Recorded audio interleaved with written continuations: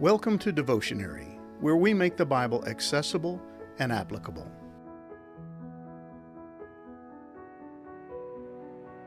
Whether we want to admit it or not, we all struggle with misplaced trust, especially when it comes to God. We say we believe in Him and we claim to trust Him, but there are so many times when we place our trust in something or someone other than Him. We end up relying on ourselves or some other human being. We place our hope in our financial status or our capacity for hard work. We depend upon our own intelligence or that of someone we respect and of whom we seek counsel. But in Isaiah chapter 3, verses 1 through 9, God is going to warn the people of Judah that their misplaced trust was going to have drastic consequences.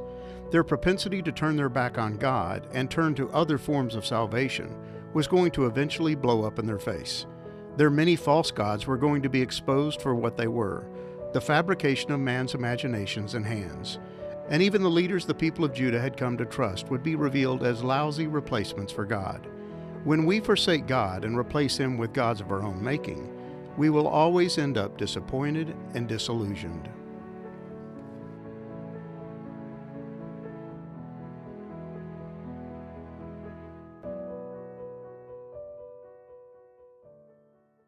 Like every other prophet of God, Isaiah was tasked with calling the people back to God. He was to warn them of God's pending judgment, an unavoidable outcome unless they repented of their unfaithfulness and returned to Him. And just 2 chapters into the book, we have seen God present more than enough evidence of Judah's guilt.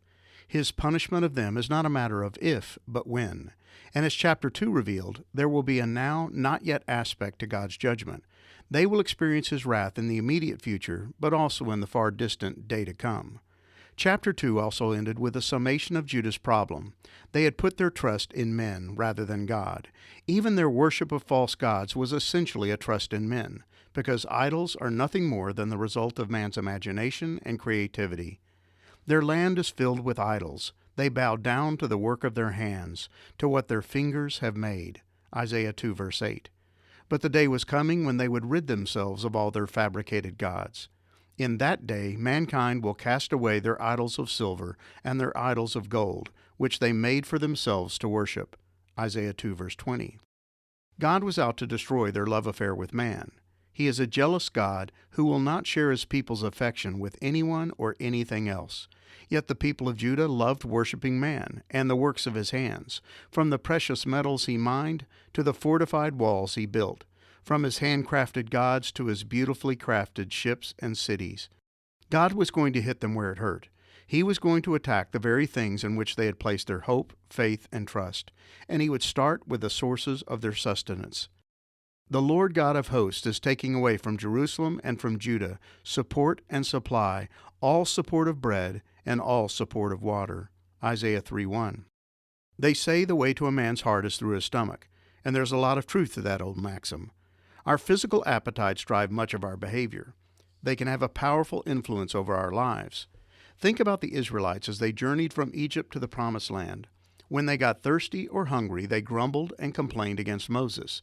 They demanded a solution to their problem and even threatened to return to Egypt. There we sat around pots filled with meat and ate all the bread we wanted, but now you have brought us into this wilderness to starve us all to death. Exodus 16 verse 3. Even when God had met their need for food and provided them with manna from heaven, the people reached a point where God's provision was not enough. "Oh, for some meat," they exclaimed. "We remember the fish we used to eat for free in Egypt, and we had all the cucumbers, melons, leeks, onions, and garlic we wanted. But now our appetites are gone. All we ever see is this manna." Numbers 11, verses 4 through 6. Our physical appetites can be powerful and highly influential, causing us to turn away from God. The Apostle Paul addressed this important issue with his young protege, Timothy. "Yet true godliness with contentment is itself great wealth. After all, we brought nothing with us when we came into the world, and we can't take anything with us when we leave it. So if we have enough food and clothing, let us be content." 1 Timothy 6, verses 6 through 8. But the people of Judah didn't share Paul's outlook, so God was going to take away those things on which they relied for their existence. And He wasn't going to stop with food. He would also remove their leadership. The mighty man and the soldier, the judge and the prophet, the diviner and the elder, the captain of 50 and the man of rank, the counselor and the skillful magician and the expert in charms. Isaiah 3, 2-3. They were guilty of placing more trust in man than they did in God, having failed to recognize these individuals as gifts from and representatives of God. They were placing all their hope in them, so God would take them away.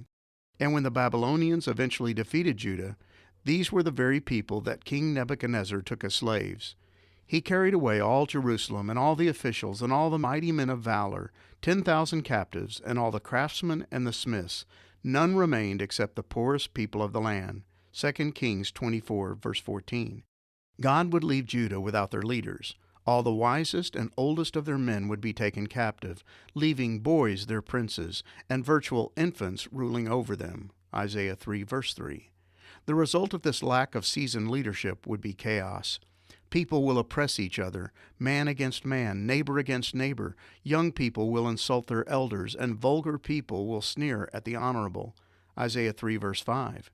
The people of Judah were going to learn what life was like without God-ordained and God-provided leadership. These men were to have been representatives of God, not his replacements.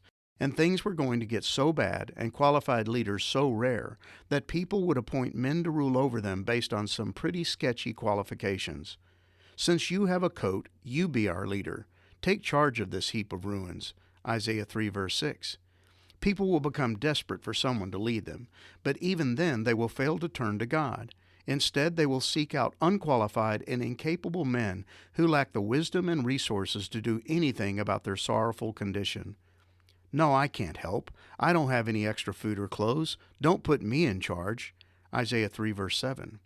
And this pitiful situation was coming on the people of Judah because they had chosen to place their trust in something other than God.